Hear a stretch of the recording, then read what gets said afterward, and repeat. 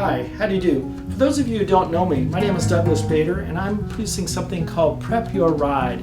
It's a pilot for a show that talks about how do you have fun in the context of a birthday and still get prepared. And here's how we're going to do it. This segment is one of 5. It's about taking an object like a house, like a couch, and like the things in a home, and mushing them into an object like this little toy, this little RV. And that's pretty hard to do unless it's full size, but we're going to do it. And then watch this. We're going to take this RV, which has everything in it that a house has, and mush it into the back of a trunk of a car.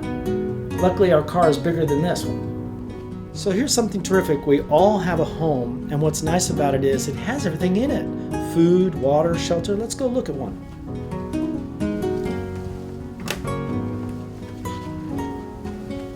In this case, we have food. That's what's in a refrigerator. Now the genius is water. So it goes food, water, shelter, which we have because we're in a home, and then comes the basics like first aid. You simply have to have those 4 things and you'll be okay for 3 days.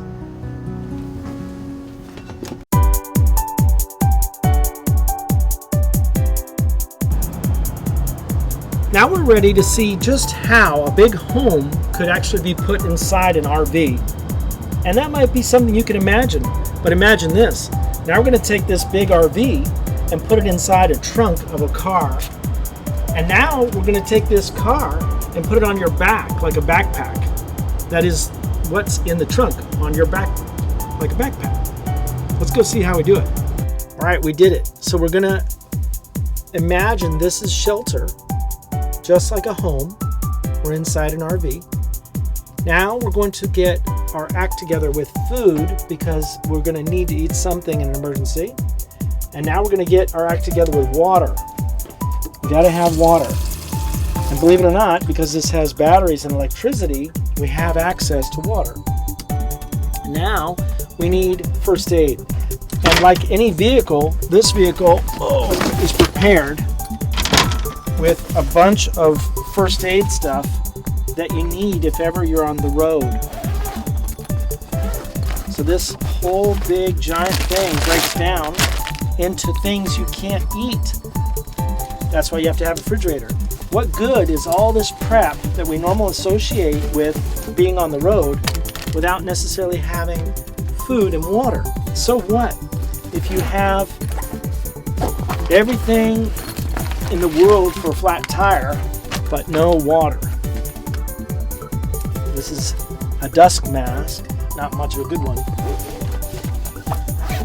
And I believe in the bottom of this bag is actually food. There's first aid. There's 2 of these. It's weird. More water.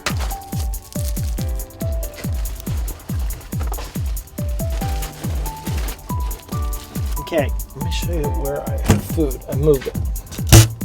This is food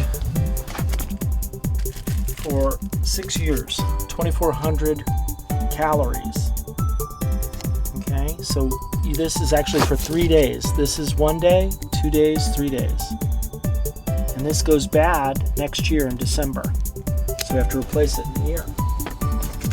And this is what the military would like you to eat. But this is only 1 meal for 1 meal. This is 1 day, 2 days, 3 days. Much more compact, much more logical to have. This one will go bad in a series of years, whereas these last 6 years. Here's something that's kind of humorous.